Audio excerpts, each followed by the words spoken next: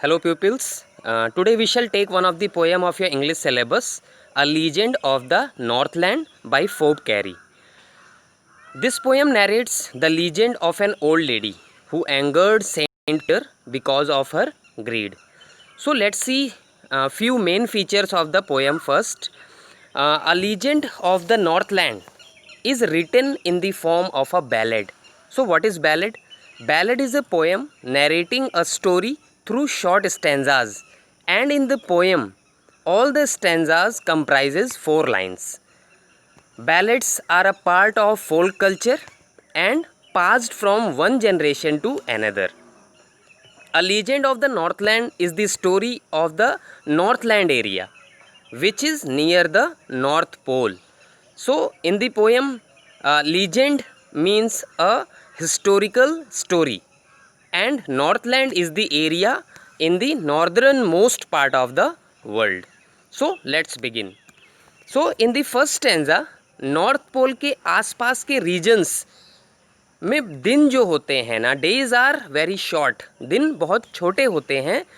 क्योंकि इन रीजन्स की पोजीशन ऐसी होती है कि यहाँ सन रेज बहुत कम समय के लिए रहती हैं। जब इन रीजन्स में विंटर सीज़न होता है तो रातें बहुत लंबी होती हैं, है ना। तो in fourth line of the first stanza, है ना, जो पहले स्टैंजा की जो फोर्थ लाइन है उसमें दे वर्ड एक यूज़ किया गया है। तो they refers to the people who live in this region, है ना, कि दे जो है वो उनके लिए यूज़ किया गया है जो इस रीजन में रहते हैं। तो पोएट कहते हैं कि रातें इतनी लंबी होती हैं कि लोगों की नींद ख़त्म हो जाती है ना, लेकिन रात नहीं ख़त्म होती, है ना, कि रातें इतनी ज़्यादा होती हैं कि लोग सोते सोते जो है वो ऊब जाते हैं, लेकिन नाइट्स आर नॉट ओवर। फिर सेकेंड स्टेंजा की तरफ मूव करते हैं। तो इन इलाकों में यानी इन रीजन्स में जो है बर्फ़ पड़ती है, जिससे नॉर्थलैंड रीजन में ठंड बहुत होती है। हाँ, इस पोलर रीजन में रेनडियर नाम का एक जानवर पाया जाता है ना, एक एनिमल पाया जाता है जिसे लोग स्लेजेस से बांध देते हैं। अब ये स्लेजेस क्या होती हैं, है ना, तो sledges are a type of carriage without wheels, है ना, कि जैसे उसमें पहिए नहीं होते हैं, तो जो है उसे रेंडियर से बांध दिया जाता है और वो रेंडियर उस स्लेज को खींचता है ना। जैसे बर्फ़ होती है ना तो वो स्लिप करती है, तो उस पर उस स्लेज को जो है वो रेंडियर खींचता हुआ ले जाता है और उसको वो वहाँ के लोग जो होते हैं उस रीजन के रहने वाले वो ट्रांसपोर्टेशन के रूप में उसको यूज़ करते हैं। तो नॉर्थलैंड में रहने वाले बच्चे जो है वो फ़नी लुकिंग क्लोथ्स, है ना, ऐसे कपड़े पहनते हैं जो फ़नी लुकिंग होते हैं और फर के बने होते हैं। उन्हें पहनने जैसे जब वो पहने रहते हैं उसको, तो एक इफ़ेक्ट आता है जैसे ना कि वो जैसे भालू यानी बियर के जो कब होते हैं, छोटे छोटे बच्चे होते हैं ना, तो and the children look like bears cubs in their funny furry clothes, है ना। तो वो जैसे क्योंकि बर्फ़ का वो एरिया है, बर्फ़ के रीजन्स हैं वहाँ पे, तो इस तरह के कपड़े पहनते हैं जिससे कि उनको जो है वो सर्दी से बचाया जा सके। लेकिन उन कपड़ों में, है ना, उनका जो अपीयरेंस आता है वो भालू के बच्चे की तरह आता है ना। फिर थर्ड स्टेंजा की तरफ मूव करते हैं। तो in line first of the third stanza, यानी थर्ड स्टेंजा में जो फर्स्ट लाइन है इसमें दे जो यूज़ हुआ है वो पेरेंट्स के लिए यूज़ हुआ है, या कह सकते हैं कि एल्डर्स के लिए यूज़ हुआ है ना। तो इसमें जो है और देम जो रेफ़र हुआ है वो जूनियर्स के लिए या फिर यंगर्स के लिए यूज़ हुआ है ना, कि नॉर्थलैंड में रहने वाले जो पेरेंट्स या एल्डर्स होते हैं वो अपने यंगर्स को एक अजीब और बड़ी बड़ी जो है बहुत ज़्यादा जो है वो रोचक यानी कि क्यूरियस, है ना, बहुत ही इंटरेस्टिंग स्टोरी सुनाते हैं, है ना। अब जो एल्डर्स हैं वो जो स्टोरी सुनाते हैं वो पोएट को नहीं लगता कि वो जो है वो बहुत ऑथेंटिक है, बहुत ही जो है वो जेन्युइन है ना। तो पोएट को ये स्टोरी ट्रू नहीं लगती है ना, उसे नहीं लगता कि ये ट्रू स्टोरी है। लेकिन अगर वो ये स्टोरी लोगों को सुनाएगा, है ना, जैसे पोएट को ये फील होता है कि भले वो सही हो या गलत हो स्टोरी, लेकिन इस स्टोरी को अगर मैं रीडर्स में कन्वे करूँ, है ना, रीडर्स को सुनाऊँ जो है, तो उन्हें एक सीख मिलेगी, उन्हें एक लेसन मिलेगा, है ना। It means that the story conveys a message, है ना। Let's move to the fourth stanza. तो ये स्टोरी सेंट पीटर की है ना। एक ये स्टोरी सेंट पीटर के बारे में है, जो कि जीसस क्राइस्ट के फॉलोअर थे, है ना। जब सेंट पीटर धरती पर रहते थे, यानी कि जब उन्हें जो है वो जब वो दुनिया में रह रहे थे और जगह जगह घूमकर लोगों को धार्मिक उपदेश दिया करते थे, है ना, कि जैसे कि सारे संत करते हैं, है ना। उसी समय उनके साथ एक ऐसी घटना घटी जो स्टोरी बन गई। अब वो इंसिडेंट क्या था, है ना। इंसिडेंट ये था कि let's move to the 5th stanza to know the incident with Saint Peter.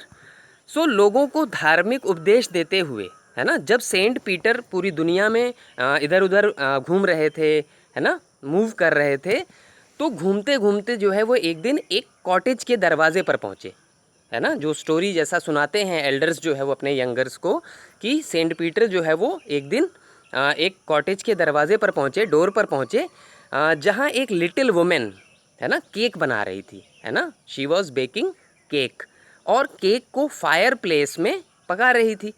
तो अब जो है, जब वो फायर प्लेस में उसको पका रही थी और सेंट पीटर उसके जो है वो कॉटेज के डोर पर पहुँचे, तो अब क्योंकि उपदेश देते हुए और इधर उधर घूमते हुए सेंट पीटर ने जो है उस दिन कुछ खाया नहीं था, है ना, कि जैसे उनको नहीं टाइम मिला होगा या फिर जो है वो अरेंजमेंट नहीं हो पाया होगा फूड का, तो उन्होंने उस दिन कुछ खाया नहीं था, जिससे वो बहुत कमज़ोरी फील कर रहे थे, है ना। ही वॉज फीलिंग वीकनेस, है ना, और उन्हें भूख भी बहुत तेज़ लगी हुई थी। तो इसलिए सेंट पीटर उस औरत के पास गए और उनसे कहा, यानी कि जो लिटिल वुमेन जो है केक बना रही थी उसके पास गए, उसके कॉटेज के डोर पर गए और उससे उसके बहुत सारे केक्स में से, क्योंकि उसने से बहुत सारे केक बनाए हुए थे ना, तो उसके बहुत सारे केक में से उन्होंने एक केक मांगा कि जैसे क्योंकि मुझे बहुत भूख लगी है और मैं बहुत वीक फील कर रहा हूँ, तो तुम मुझे एक केक दे दो, है ना। तो हुआ क्या कि जब नेक्स्ट स्टेंजा जो है वो, है ना, let's move to the next stanza. तो अब जो लिटिल वुमेन थी, है ना, वो बहुत सेल्फिश थी, है ना, कि उसकी जो उसका नेचर था, उसका बिहेवियर था कि वो बहुत सेल्फिश थी और बहुत ही ग्रीडी भी थी, है ना। तो उसने जो है जितने केक बने हुए थे, है ना, उसमें से कोई केक न देकर जो है सेंट पीटर के लिए एक छोटा केक, है ना, कि अरे जैसे मैंने जो केक बनाए हुए हैं वो तो बहुत बड़े बड़े केक हैं, है ना, और किसी को इतने बड़े बड़े केक देना जो है वो समझदारी नहीं है। तो उन्होंने क्या किया, वो जो लिटिल वुमेन थी उसने जो है सेंट पीटर के लिए छोटा, एक जितना छोटा हो सकता था उतना केक बनाना शुरू किया, कि जैसे छोटा सा दे दूंगी, है ना। तो but when she started baking the cake for Saint Peter, है ना, उसने क्या देखा कि अरे ये केक तो बहुत बड़ा बन गया, कि जैसे उसने अपनी तरफ से तो ट्राई किया था कि जो है सबसे छोटा बने, लेकिन हुआ क्या कि बनने के बाद उसको ये फील हुआ कि नहीं नहीं, जितना मैं छोटा चाहती थी उतना छोटा बना नहीं, ये तो काफ़ी बड़ा बन गया, है ना, और इतना बड़ा केक किसी को कैसे दिया जा सकता है, ये ठीक नहीं है ना। तो इसके बाद उसने क्या किया नेक्स्ट स्टेंजा में, कि ये सोचकर उस लिटिल वुमेन ने फिर से, है ना, दोबारा जो है उसने क्या किया कि एक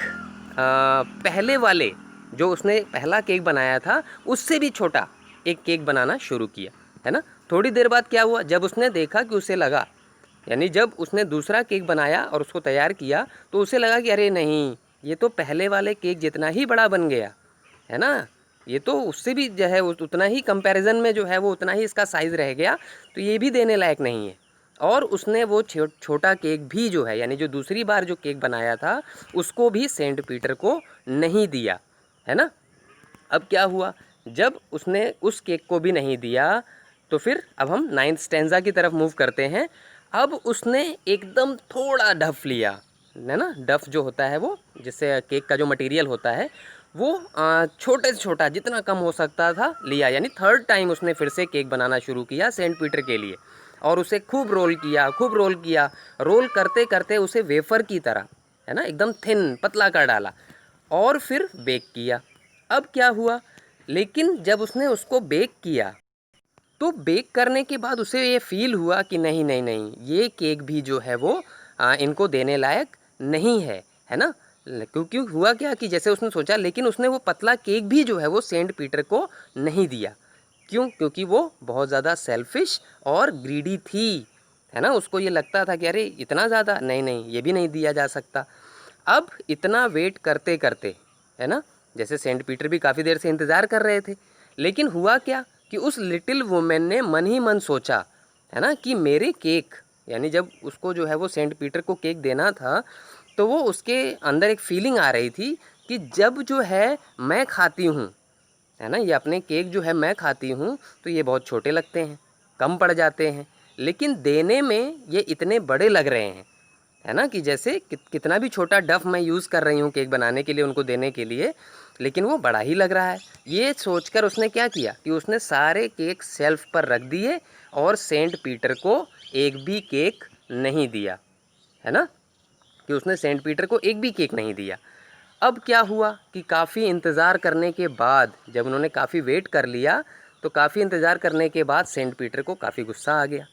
है ना, कि इतनी देर से जो है वो मैं दरवाज़े पे खड़ा हूँ और जो है इससे मैं रिक्वेस्ट कर रहा हूँ कि अपने इतने सारे केक में से एक केक दे दो, और इसको जो है ये बाहर आने का जो है वो टाइम नहीं मिल रहा है, ये बाहर आके मुझे एक केक देने में इतना टाइम लगा रही है। अब क्योंकि उन्हें बहुत भूख भी लगी हुई थी, है ना, और वो वीक फील कर रहे थे, लेकिन वो औरत उन्हें छोटा सा भी केक देने को तैयार नहीं थी, है ना। तो जो लिटिल वुमेन थी, उसके इस बिहेवियर से सेंट पीटर को बहुत तेज़ गुस्सा आ गया, है ना, उसके इस बिहेवियर ने सेंट पीटर को गुस्सा दिला दिया। अब गुस्से में क्या किया सेंट पीटर ने, है ना, let's move to the 12th stanza of this poem, कि अब गुस्से में सेंट पीटर ने उस औरत को श्राप दे दिया, है ना, कि जैसे उन्होंने जो है उसको श्राप दिया और कहा कि तुम बहुत सेल्फिश हो, तुम मानव रूप में रहने की हकदार नहीं हो, है ना, कि जैसे तुम डिज़र्व नहीं करती कि तुम जो है इस ह्यूमन फॉर्म में रहो, है ना। क्यों? क्योंकि जैसे ईश्वर ने तुम्हें फूड दिया है, शेल्टर दिया है, ठंड ठंड से बचने के लिए फायर दिया है ना, और तुम जो है ये सारी चीज़ें, है ना, कि जैसे ईश्वर ने तुम्हें इतनी सारी चीज़ें दी हैं, लेकिन she had become selfish for all the resources she had, है ना, कि वो सारी चीज़ों के लिए बहुत ही ज़्यादा सेल्फिश थी, कि वो अपनी चीज़ें किसी को नहीं देना चाहती थी, है ना, तो वो अपनी सुविधाएं किसी से शेयर नहीं करना चाहती थी। इसलिए जो है वो सेंट पीटर ने क्या किया, ही कर्स्ड हर, है ना, उसको श्राप दिया उन्होंने। फिर next stanza, let's move to the 13th stanza of this poem, कि सेंट पीटर जो है ना, उस औरत को, यानी जो लिटिल वुमेन थी, सेंट पीटर ने उसको एक बर्ड बन जाने का, है ना, क्योंकि जैसे उन्होंने ये फील किया कि ये ह्यूमन फॉर्म में रहने लायक नहीं है। क्यों? क्योंकि इसके अंदर वो सारी क्वालिटीज़ नहीं हैं जो ह्यूमन बीइंग में होनी चाहिए, है ना, कि शेयरिंग जैसे क्वालिटी होनी चाहिए, है ना, मर्सी होनी चाहिए, है ना। तो वो उन्हें वो लगा कि जैसे ये ह्यूमन फॉर्म में रहने लायक नहीं है, तो उन्होंने उसको श्राप दिया कि तुम एक बर्ड बन जाओगी, है ना, तो उन्होंने उसे बर्ड बन जाने का श्राप दिया, क्योंकि she did not deserve the human form, और कर्स के अकॉर्डिंग वो एक बर्ड बन जाएगी, है ना, और जंगलों में दिन भर लकड़ी में होल करके, है ना, लकड़ी में होल करने के बाद थोड़ा सा फूड पाएगी, यानी कि काफ़ी मेहनत करने के बाद उसे थोड़ा सा भोजन मिलेगा। सेंट पीटर ने उसे वुड पेकर, बर्ड बन जाने का श्राप दे दिया, है ना, वुड पेकर बन जाएगी वो। अब हुआ क्या कि जैसे ही सेंट पीटर ने उसे श्राप दिया, है ना, वो औरत कुछ कह पाती, है ना, बिना कुछ कहे ही, यानी इससे पहले कि वो अपना फेवर रख पाती, अपने जो है वो पक्ष में कुछ कह पाती, उससे पहले ही वो छत की तरफ उड़ी और चिमनी के रास्ते बाहर निकलकर एक बर्ड के फॉर्म में बदल गई, है ना, क्योंकि सेंट पीटर के श्राप के अकॉर्डिंग वो एक बर्ड में कन्वर्ट हो गई, है ना, बर्ड में कन्वर्ट हो गई। अब हुआ क्या, let's move to the 15th stanza of this poem. हाँ, तो हुआ क्या, when the little women turned into a bird, उस समय उसने एक रेड कलर की कैप पहनी थी, है ना, कि जब वो बर्ड में कन्वर्ट हुई तो उसने जो है एक रेड कलर की कैप पहनी हुई थी, और बर्ड बनने के बाद भी, है ना, रेड कलर की वो कैप उसके सिर पर बनी रही, है ना, कि जैसे वुड पेकर जो बर्ड होती है आप देखेंगे ना, उसके जो हेड होता है, हेड पे एक रेड कलर का जो है वो कैप टाइप का होता है, तो वो बनी रही, लेकिन उसके बाकी के कपड़े, है ना, वो जलकर एकदम कोयले जैसे काले हो गए। मीन्स कि बर्ड की पूरी बॉडी, है ना, ब्लैक कलर की हो गई, यानी कि बाकी जो बॉडी थी वो तो ब्लैक कलर की हो गई, और जो हेड पे उसने कैप पहनी हुई थी, वो कैप जो है वो रेड कलर की ही रही। अब let's move to the last stanza of this poem. अब क्या हुआ कि जो लोग उस कंट्री साइड में रहते थे, है ना, यहाँ तक कि छोटे बच्चों ने भी उस बर्ड को जंगल में देखा था, सबने देखा है ना क्या कि वो बर्ड दिन भर पेड़ों में अपनी चोंच से, है ना, अपनी बीक से जो है होल करती थी और अपना फूड कलेक्ट करती थी, है ना। तो जब भी कोई बच्चा इस बर्ड को देखता था तो उसके पेरेंट्स और एल्डर्स उसे ये स्टोरी सुनाते थे कि जैसे वो कैसे कन्वर्ट हुई बर्ड में, क्या इसकी स्टोरी थी, है ना। और कहते थे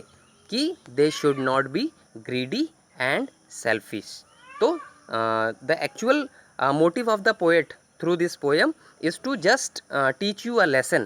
कि जैसे ना किसी को भी जो है बहुत ज़्यादा सेल्फिश और बहुत ज़्यादा लालची नहीं होना चाहिए, है ना। जैसे कि उस लिटिल वुमेन ने किया, है ना, कि जैसे एक सेंट को जो है उसने गुस्सा दिला दिया और बदले में जो है उसे वो रिज़ल्ट में कर्स्ड हुई, तो वो ठीक नहीं है ना। सो